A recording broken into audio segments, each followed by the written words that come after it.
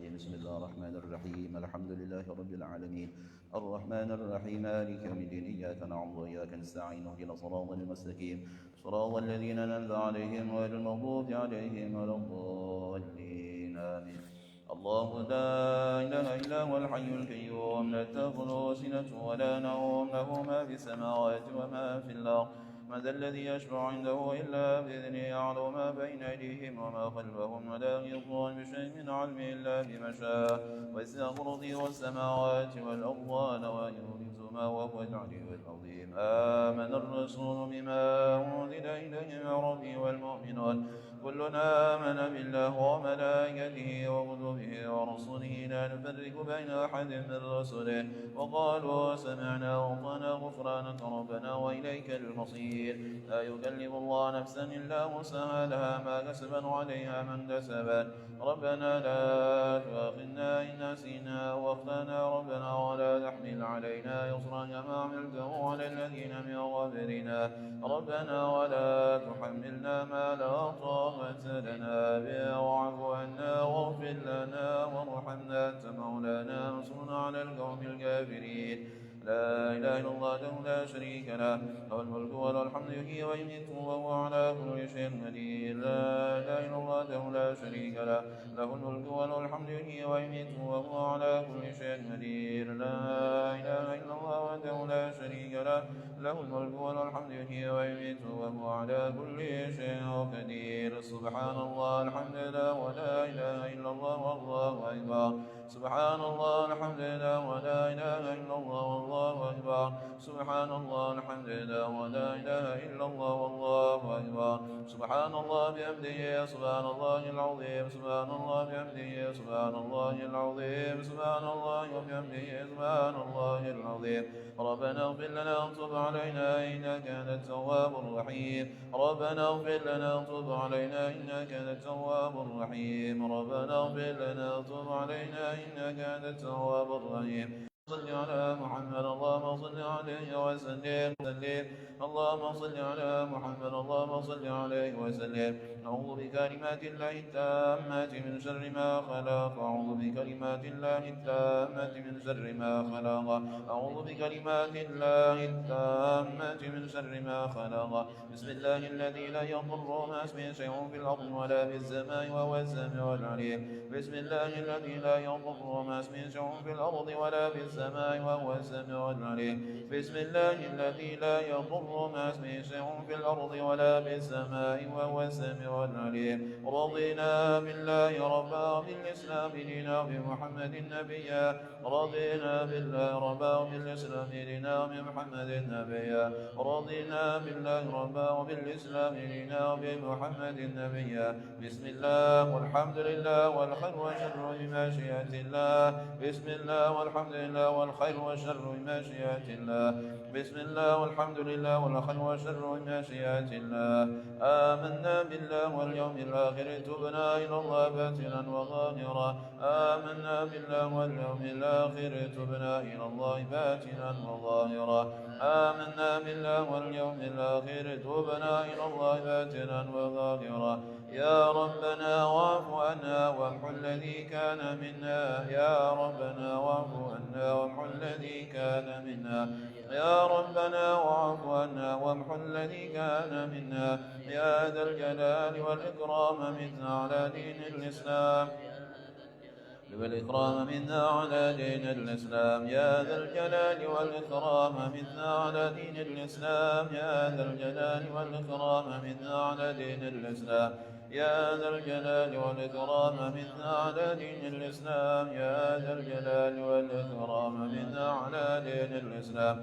يا ذا الجلال والإكرام منا على دين الإسلام يا قوي يا متين في شر الظالمين يا قوي يا متين في شر الظالمين يا قوي يا متين في شر الظالمين أصلح الله أمور المسلمين صرف الله شر المؤذين أصلح الله أمور المسلمين صرف الله شر المؤذين أصلح الله أمور المسلمين صرف الله شر المؤذين يا علي يا كبير يا عليم يا قدير يا سميع يا بصير يا لطيف يا خبير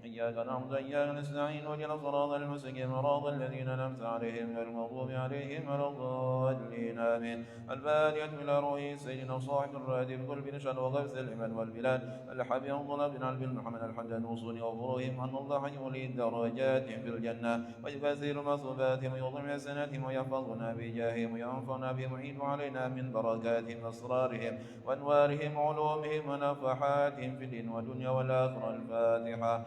بسم الله الرحمن الرحيم الحمد لله رب العالمين الرحمن الرحيم مالك يوم الدين إياك نعبد وإياك نستعين صراط المستقيم صراط الذين أنعمت عليهم غير المغضوب عليهم ولا الضالين آمين. الفاتحة من أرواح كافة عباد الله الصالحين ووالدينا ومشايخنا في الدين وذوي الحقوق علينا وأموات هذا البلدان من أهل لا إله إلا الله أجمعين وأرواح أموات المسلمين ويحهم إلى يوم الدين أن الله يغفر لهم يرحمهم يغفر قلوب المسلمين يرحمهم يشفي مرضاهم ويجم شملهم على الهدى يؤلف ذات بينهم ويولي عليهم خيارهم يصنع عنهم شرارهم يكفينا ويمسل الفتن والمحان والمؤذين والمسائل من قريب وبين يخين أسعارهم يغيسر أمطارهم ويعطي كل سائل منهم منكم مسؤول على من يرضي الله ورسوله ويفتح علينا فتوح العارفين ويختم لنا بالحسنى وهو راض عنا في خير ولطف وعافية وإلى حضرة النبي محمد صلى الله عليه وسلم. الفاتحة. بسم الله الرحمن الرحيم الحمد لله رب العالمين الرحمن الرحيم مالك يوم الدين إياك نعبد وإياك نستعين اهدنا الصراط المستقيم صراط الذين أنعمت عليهم غير المغضوب عليهم ولا الضالين آمين.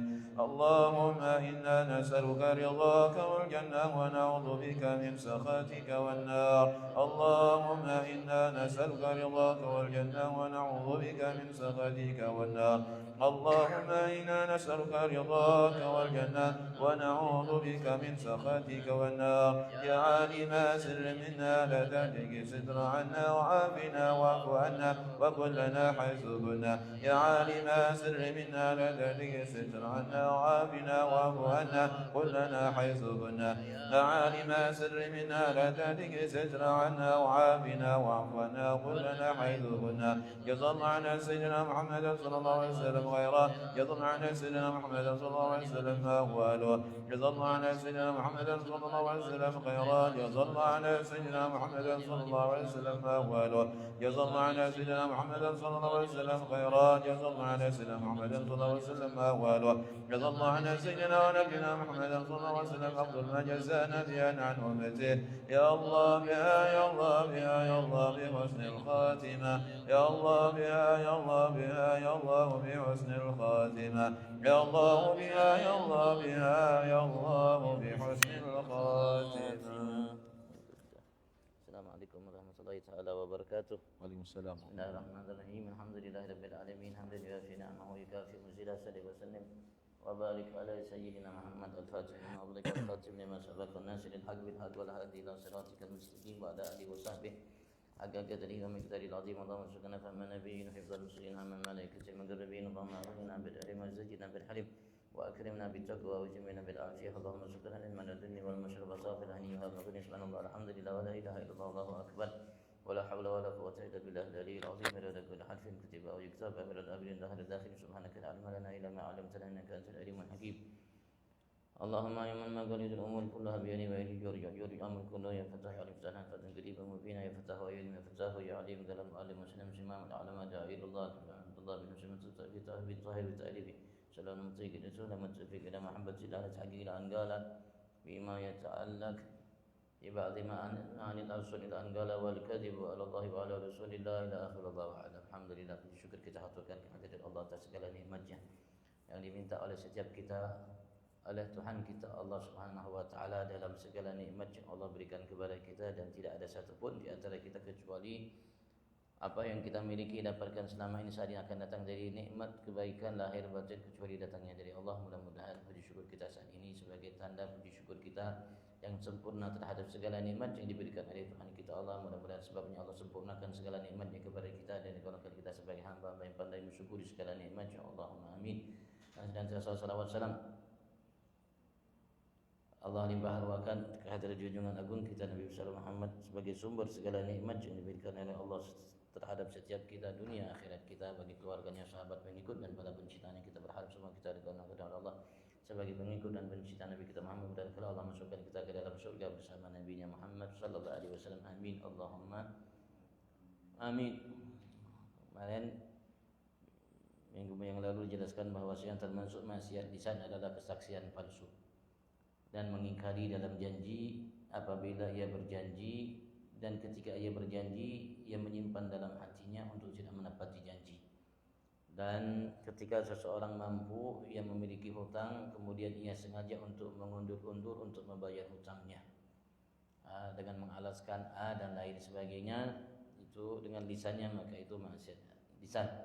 Wasyatat, mencaci, sab, memaki, wal'an, mal'anat, wal istihza bil muslim, dan merendahkan, memperolok-olok atau merendahkan seseorang muslim, siapapun muslimnya, dan semua ucapan yang mengganggu muslim, itu maksiat lisan.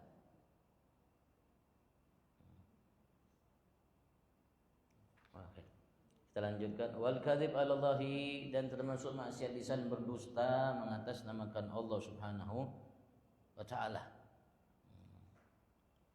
Di antaranya berdusta atas mengatakan nama Allah Subhanahu wa taala. Imam Muhammad Nawawi mengatakan bi anna sabillahi ta'ala waladan aw syarikan, dengan seseorang menisbatkan kepada Allah Subhanahu wa taala walad, seorang anak, wa syarikan, atau sekutu bagi Allah Subhanahu wa taala.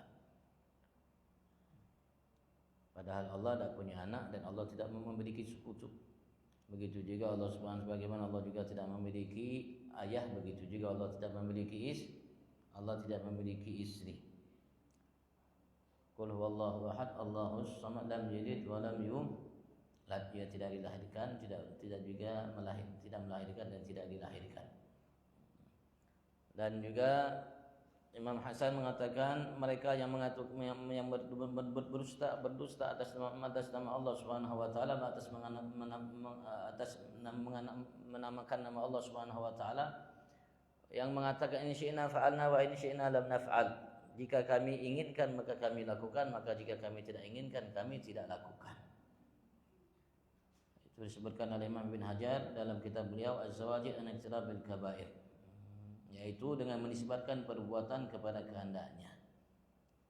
Padahal secara hakikat innama dzalik bi masyiatillahi taala, sesungguhnya perbuatan yang dilakukannya itu sesuai keinginan Allah Subhanahu wa taala. Tadi kita baca di antaranya al khair wa syarr bi masyiatillah, kebaikan dan keburukan itu atas kehendak Allah terjadinya, bukan atas kehendak kita. Allah menghendakinya sehingga ia terjadi. Kalau Allah tidak menghendakinya, walaupun kita dan semua manusia dan makhluk menghendakinya, tidak mungkin terjadi itu kebaikan, begitu juga tidak akan mungkin terjadi itu keburukan. Dan ketika seseorang mengatakan meyakini bahwasanya apa yang dikehendaki olehnya maka ia akan lakukan dan lain sebagainya, itu termasuk maksiat, namanya lisan berdusta atas nama Allah Subhanahu wa taala, dan berbagai macam namanya bentuk kedustaan terhadap Allah Subhanahu wa taala. Begitu juga di antaranya mimpi, sambil bersumpah saya mimpi dan lain sebagainya, atau apapun yang ia gunakan atas nama Allah Subhanahu wa taala padahal ia berdusta, itu maksiat lisan. Wa ala Rasulillah, begitu juga berdusta mengatasnamakan Rasulullah sallallahu alaihi wasallam. Mengatakan ya mimpi berjumpa Rasulullah sallallahu alaihi wasallam.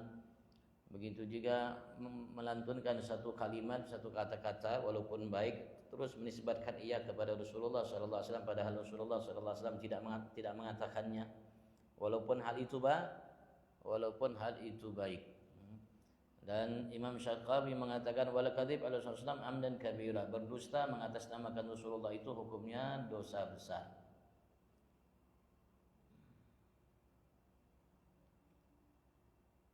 Wa da'wa al-batilah, dan pengakuan yang al-batilah, yang batil, mengakui sesuatu hak yang dimiliki olehnya terhadap selainnya padahal bukan haknya. Tanah itu bukan haknya, atau barang itu bukan haknya, tapi ia datang ke hakim atau datang ke pejabat dan lain sebagainya menyatakan itu haknya, dan banyak itu banyak itu terjadi. Padahal dia sadar itu bukan hanya, padahal dia tahu itu bukan, haknya. Wa talaqul bid'i, dan talak bid'i, talak bid'ah. Artinya walaupun talaknya itu bisa terjadi, tapi dari segi hukum bid'i, artinya tidak sesuai sunnah, tidak sesuai aturan talak yang ditetapkan oleh Allah dan Rasul sallallahu alaihi wasallam. Seperti diantaranya contohnya seperti seseorang mentolak seseorang di masa haidnya. Orang laki-laki yang mentolak istrinya di masa haidnya, kecuali kalau istri minta ditolak, namanya fasakh. Kalau istri yang mengajukan tolak cerai tidak jadi masalah. Tapi kalau dia mentolak menceraikan istrinya dalam kondisi istrinya namanya sedang haid, atau di akhir-akhir namanya suci, itu masuk talak bid'i karena memperpanjang masa iddahnya.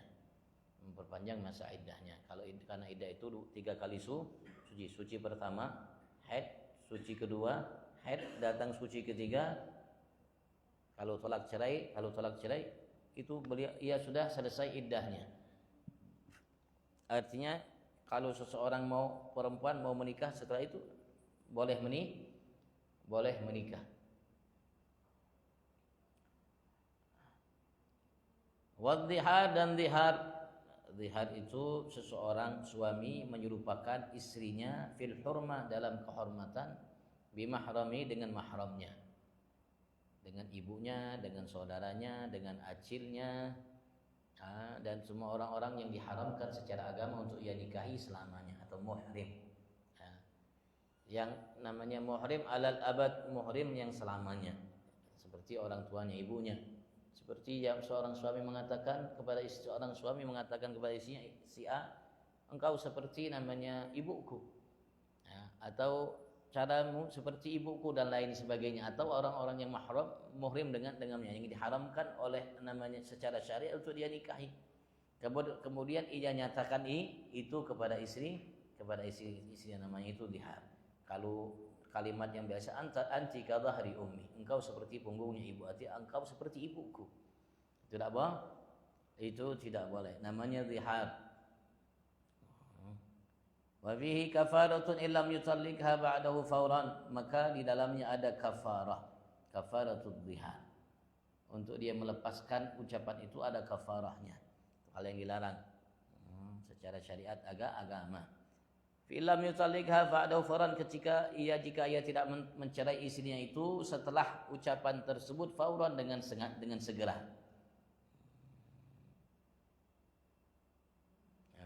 Dengan segera. Kalau setelah dia ucapkan dia talakkan dengan segera, maka wajib bagi suami itu untuk membayar kafarah.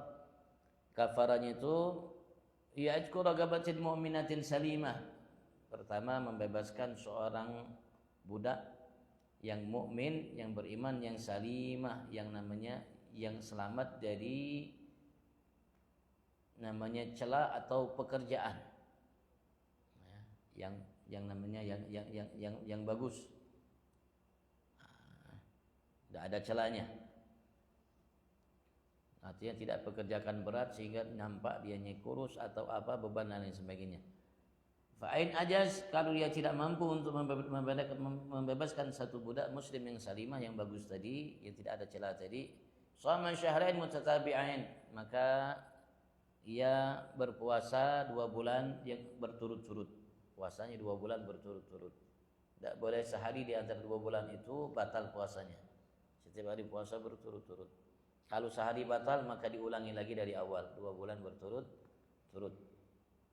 Fa'in ajaz, kalau dia tidak mampu untuk melakukan itu, artinya pertama kali membebaskan budak, urutannya, aturannya. Kalau tidak bisa, berpuasa 2 bulan turut-turut. Fa'in ajaz, maka dia andaikan dia tidak mampu, at'ama sittina miskinan, sittina muddan, maka ia memberikan makan, ngasih beras atau makanan pokok kepada 60 miskin, sittina muddan, 60 mud. Satu siap miskin, 1 mud, 60 mud.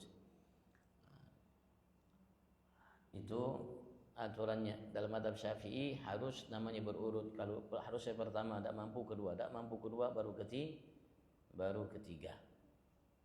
Walaupun dalam mazhab lain ada yang mengatakan terserah, pilih dia yang mana dia mau. Kalau tidak pertama, kedua atau ketiga. Wa minha, di antaranya maksiat lisan, al-lahnu fil Quran wa illam yukhilla bil ma'na. Al-lahn fil Quran, seseorang keliru atau namanya salah dalam membaca Al-Quran, wa illam yukhilla bil ma'na, walaupun tidak merubah maknanya.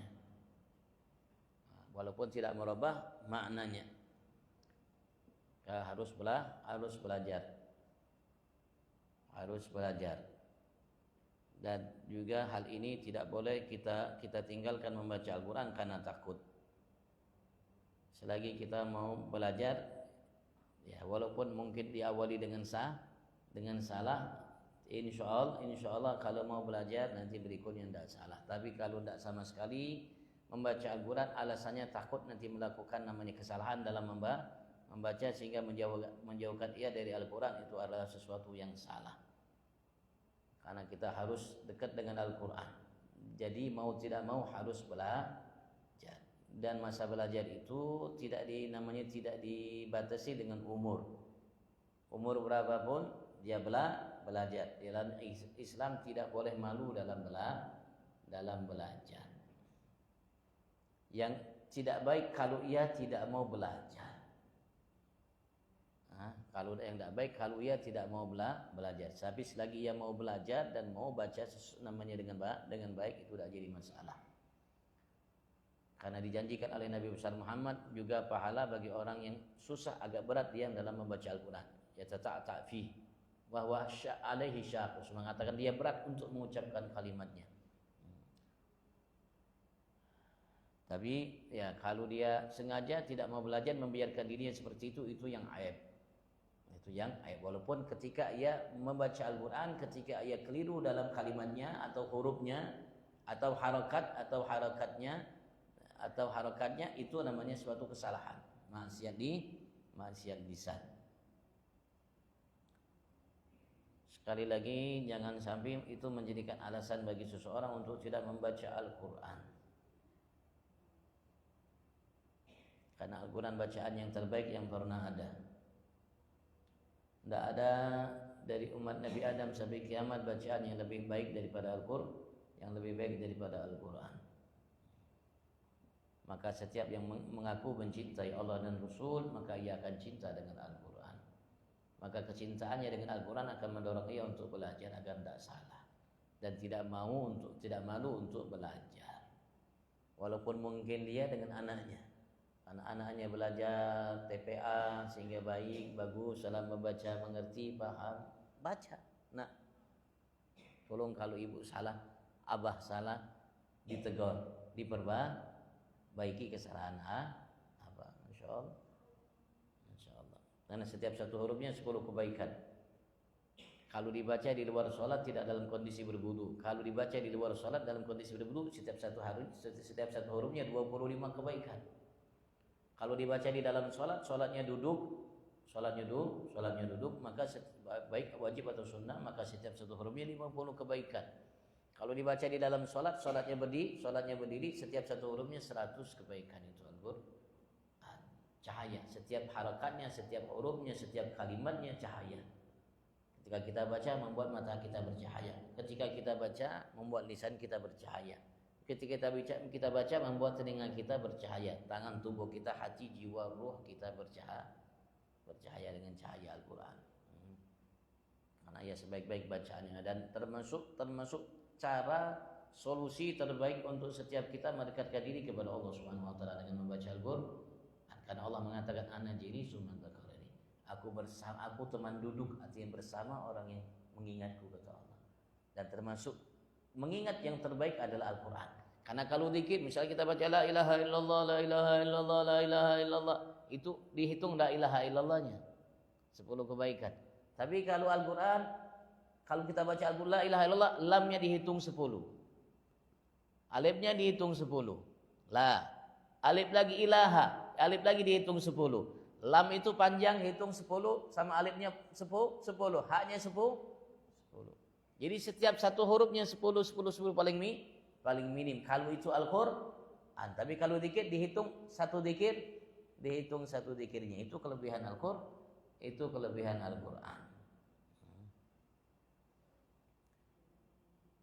Wa su'ali lil ghani bimalin aw hirfa, dan soal meminta kepada seorang yang kaya bimalin dengan harta, minta uluran tangan pemberian dari selainnya, aw hirfa atau pekerjaan. Kalau dia mampu itu kalau dia mampu untuk makan minum untuknya, untuk anak istrinya hari ini, tidak boleh haram dia minta. Berarti ini mampu. Kalau dia hari ini bisa makan minum memenuhi kebutuhan dia, istrinya dan anaknya, ini hari ini tidak boleh dia minta. Maka kalau minta termasuk maksiat. Kenapa? Karena haram untuk kita minta.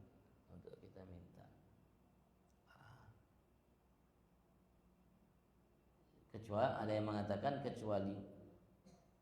kecuali kalau dia minta hari ini untuk kebutuhan besok, mungkin ada halangan ABC sehingga besok namanya dia tidak bisa memenuhi kebutuhannya. Secara umum perbuatan meminta namanya dilarang secara agama syariat. Karena Rasulullah sallallahu alaihi wasallam mengatakan al-yadul ulya khair minal yadis sufla. Tangan di atas itu jauh lebih baik daripada tangan di bawah. Artinya kita diminta oleh Rasulullah untuk memberi jangan meminta. Kalau bisa seperti itu.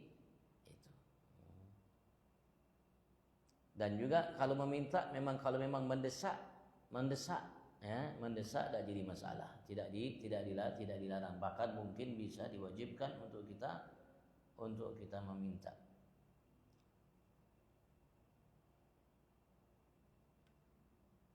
Wan nadar bi qasdi ihramil waris, dan bernadar dengan tujuan ihramil waris, mengharamkan ahli waris. Ada seseorang mungkin bernadar, tujuannya apa? Untuk mengharamkan ahli warisnya dari harta yang dimiliki olehnya. Saya nadar harta ini untuk namanya saya berikan kepada fulan dan lain sebagainya. Tapi tujuan nadarnya itu untuk mengharamkan ahli waris mendapatkan harta yang dimiliki olehnya. Tidak boleh. Tarkul wasiyah bidainin aw ainin ya'lamuha ghairuh. Begitu juga namanya meninggalkan wasiat kepada ahli warisnya, bidainin dengan sebuah hutang, dengan satu hutang, aw ainin ya'lamuha ghairuh, aw ain, atau benda ya'lamuha yang mengetahui benda tersebut, ghairu selainnya. Ini benda punya orang lain, tapi dia tidak berwasiat kepada namanya keluarganya bahwasanya ini bukan punya dia, punya si fulan. Atau dia tahu dia punya hutang tapi tidak berwasiat kepada ahli warisnya bahwasanya dia punya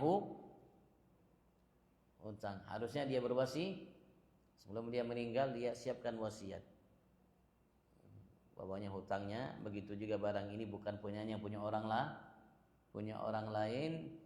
Karena kadang-kadang orang menyimpan namanya menitip harta kepada seseorang yang anak istrinya, keluarganya tidak tahu, yang tahu hanya dia berdua.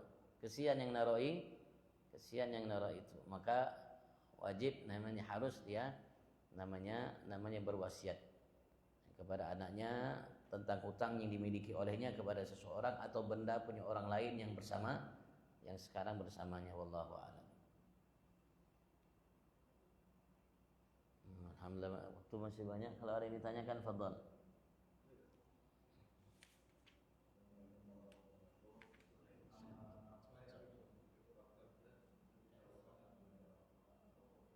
Apa?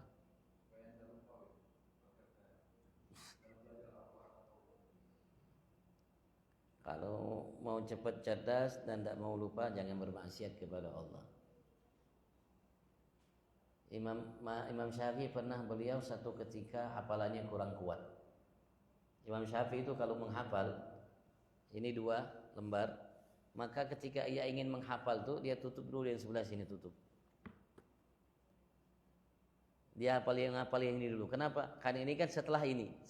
Karena kalau dia baca ini dulu, yang hafal ini dulu sebelum ini.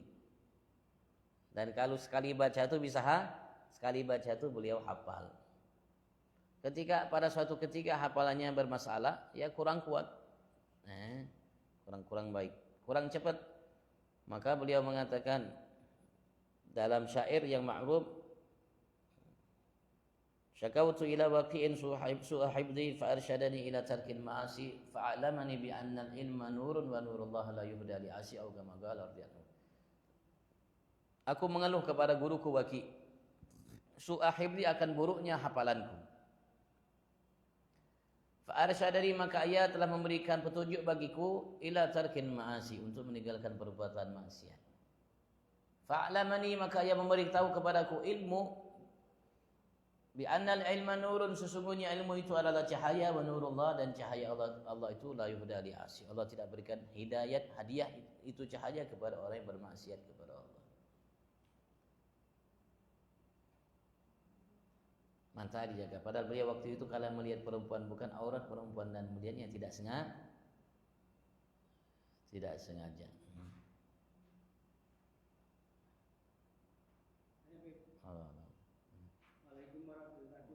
Waalaikumsalam warahmatullahi wabarakatuh.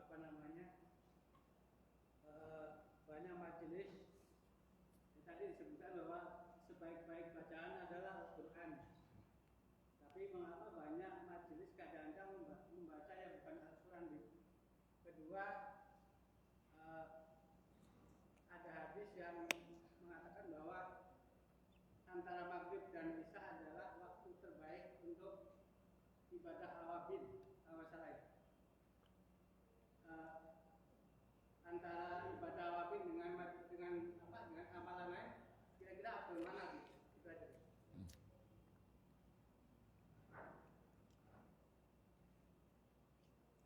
Satu majelis, terutama majelis ilmu dan bersalawat kepada Nabi Muhammad, bagian daripada perintah Al-Quran. Jadi apapun majelis yang dilaksanakan karena melaksanakan, menjalankan perintah Al-Quran berarti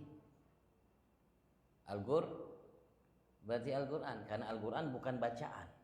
Artinya bukan hanya sekedar bacaan, Al-Quran itu adalah amalan. Allah perintahkan kita sholat. Maka ketika kita majelis itu majelis ilmu, bagaimana kita memahami sholat yang sesuai perintah Allah, berarti kita telah melaksanakan Al-Quran, menjalankannya, mengamalkannya. Artinya tidak hanya sekedar membacanya. Sekali lagi, karena Al-Quran itu liyatadabbar ayatih wa liyatadzakkar ulul albab, diturunkan Allah untuk kita tadabbur, untuk diingat oleh orang yang memiliki akal, dan untuk menjalankannya sesuai dengan perintah Allah Subhanahu wa taala.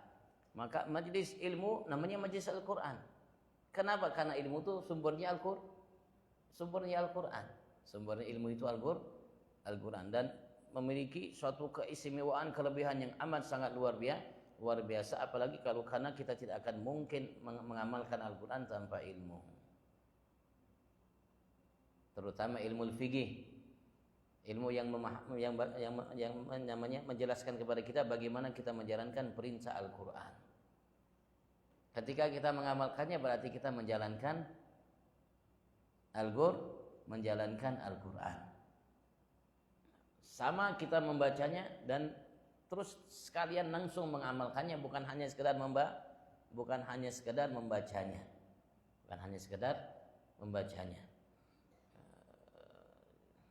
Dan alhamdulillah ya, kita dapatkan dengan berbagai macam majelis-majelis yang ada, di antaranya juga majelis Al-Quran.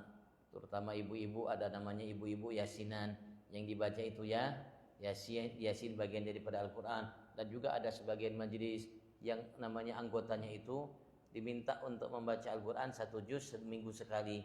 Ketika kumpul seminggu sekali, mereka menghatamkan Al-Quran dan lain sebagainya. Begitu juga majelis seperti majelis maulid. Maulid itu sejarah Nabi besar Muhammad, dan di dalam maulid itu kita bersalawat kepada Nabi Muhammad. Ketika kita dapatkan Al-Quran berisi sejarah Nabi Rasul. Dan Al-Quran menjelaskan, menegaskan kepada kita kemuliaan yang Allah berikan kepada Nabi Muhammad. Alam nashrah laka sadrak. Kita baca surat Fatihah, iyyaka na'budu wa iyyaka nasta'in ihdinas siratal mustaqim siratal ladzina an'amta 'alaihim. Jalan hamba-hamba yang kau berikan nikmat terhadap mereka ya Allah. Hamba-hamba yang kau berikan nikmat terhadap mereka ya Allah. Siapa mereka? Yang mereka Nabi Rasul dan orang-orang soleh yang Allah ceritakan dalam kitab suci Al-Quran. Ketika kita duduk untuk membahas mengenal satu di antara hamba yang soleh, berarti kita mengamalkan Al-Quran. Bukan hanya sekedar kita membaca Al-Quran. Membaca Al-Quran baik, tapi yang dituntut, diminta dalam Al-Quran itu adalah mengamalkannya. Lebih daripada hanya sekedar membacanya. Karena Al-Quran hujjah lak au hujjah alaik. Bisa menjadi hujjah pembela untuk kita kelak di hari kiamat, menyelamatkan kita, atau menjadi hujjah, menjadi bukti yang menghujat kita untuk mendorong kita masuk ke dalam neraka Allah Subhanahu wa ta'ala. Jadi seperti maulid, ya salawat perintah dari Allah. Ketika kita baca maulid berarti kita melaksanakan perintah Allah dengan salawat yang ketika kita membaca sirah Nabi Muhammad berarti kita telah mengikuti apa yang diinginkan oleh Allah dalam menegaskan atau menggiring kita untuk menuju jalan yang baik, yang hidayat, ya melalui mengenal cerita pemimpin para nabi rasul yang ada. Jadi sebetulnya bagian juga dari namanya Al-Quran. Begitu juga ketika kita duduk majelis duduk, ayo satu doa, yang lain mengaminkan, ayo satu-satu. Ya kenapa doa termasuk perintah Al-Quran? Artinya apapun yang kita lakukan dari kebaikan, yang mana itu perintah dari Al-Quran, berarti kita telah mengamalkan Al-Quran, bukan hanya sekedar membaca. Karena membacanya berat, mengamalkannya jauh lebih berat. Baca Al-Quran itu berat. Allah mengatakan inna anzalna ilaika gaulan tsagila, kami turunkan kepada engkau ya Muhammad gaulan, ucapan yang berat sekali. Karena Nabi Muhammad menerima Al-Quran itu bisa siup. Nabi Muhammad yang kuat itu lebih kuat dari malaikat Jibril itu, kalau menerima wahyu Al-Quran bisa siup beratnya Al-Quran. Sampai Allah mengatakan gunung itu, kalau law anzalna hadzal Quran ala jabalin la ra'aitahu khashi'an mutasaddian min khasyatil. Nah, gunung aja tidak sanggup. Gunung tidak sanggup. Nah, sanggup Nabi besar Muhammad SAW, tapi sampai Muhammad pun keringatan sampai bisa siup dalam menerima wahyu karena beratnya wahyu. Alhamdulillah kita bisa membacanya, dimudahkan oleh Allah karena sebab namanya melalui lisan Nabi besar Muhammad sallallahu alaihi wasallam. Yang kedua tadi niat awabin ya baik, artinya awabin itu ibadat apapun yang kita lakukan di waktu maghrib isya, salat, pengajian, mungkin tadarusan Al-Quran atau zikir atau apapun lah. Nah, ketika kita lakukan ibadat itu namanya awabin. Awabin itu apa namanya? Waktu-waktu yang biasanya orang lupa, yang biasanya orang lalai, apalagi maghrib isya, pulang dari kerja, anak-anak pulang dari sekolah dan lain sebagainya, pulang itu sudah capek. Ya. Ketika capek masih semangat dia untuk ibadat kepada Allah Subhanahu, namanya awabin. Arti mereka itu orang-orang yang kembali kepada Allah tatkala banyak manusia sedang lupa di waktu itu. Yang namanya mereka yang ibadat itu namanya awabin. Nah, termasuk ibadat yang namanya yang luar biasa. Ya, di samping sholat, dan sholat yang luar biasa itu maghrib isya ini, sholat setelah maghrib 6 rakaat. Setelah kita habis sholat, salam, baca-bacaan, selesai, waktunya berdiri untuk sholat sunnah, sholatnya 6 rakaat. Rasulullah mengatakan barang siapa sholat setelah maghrib 6 rakaat sama dengan orang yang beribadat selama 12 tahun namanya, siang dan malam. Kalau kita sholat misalnya maghrib, sholat 6 rakaat, tidak diputus dengan obrolan antara kita sesama, tidak jadi masalah dengan zikir, dengan doa dan lain sebagainya. Maka sholat 6 rakaat itu Rasulullah mengatakan adalna ibadat tasnatai asyrata sana, menyamai ibadat 12 tahun siang malam. 6 rakaat. Begitu juga mungkin sholat yang lainnya. Ada riwayat barang siapa sholat antara maghrib isya 20 rakaat, Allah bangunkan baginya rumah di surga. Dan sekali lagi termasuk yang paling afdal adalah majelis ilmu. Kenapa majelis ilmu? Karena dengan sebabnya kita tahu bagaimana melaksanakan perintah Allah, apa yang dilarang oleh Allah dalam kitab suci Al-Quran, dan apa hal namanya arahan Nabi besar Muhammad, sehingga kita tahu. Semakin namanya bertambah ilmu kita, semakin bertambah namanya pengetahuan kita. Semakin bertambah ilmu kita, semakin bertambah ke namanya pengetahuan kita. Karena luar biasanya agungnya ilmu itu, maka Allah perintahkan Nabi Muhammad untuk minta kepada Allah, wa rabbi zidni ilman, wa rabbi zidni ilman. Dan Rasulullah ketika memberikan motivasi kepada kita untuk menuntut ilmu, beliau mengatakan utlubul ilma minal mahdi ilal lahdi. Tuntulah ilmu itu dari mahat, dari semenjak engkau baru dilahirkan sampai engkau masuk dalam kubur, itu waktu engkau untuk menuntut ilmu. Tapi bukan tujuan utamanya ilmu, tapi ia sarana namanya memberikan kita masukan pengetahuan apa yang harus kita lakukan, apa yang baik, apa yang tidak baik. Yang mana perintah, yang mana larang. Dan bagaimana kita melaksanakan perintah itu sesuai perintah Allah, karena tidak boleh kita melaksanakan perintah tanpa sesuai namanya apa yang diarahkan oleh Nabi Muhammad, sebagaimana Allah mengatakan laqad kana lakum fi Rasulillah uswatun hasanah. Semakin kadang-kadang ada hal-hal yang agung, yang besar, yang luar biasa di hadapan kita, di mata kita, karena kita tidak tahu kita lewatkan. Karena kita tidak tahu kita lewat. Andaikan kita tahu, masya Allah dengan pahala yang begitu besar seperti tadi. Habis sholat maghrib, sholat 6 rakaat. Pahalanya seperti orang ibadah 12 tahun, padahal paling 10 menit. Wallahu a'lam. Fi afiya wa ila hadratin Nabil Fatihah.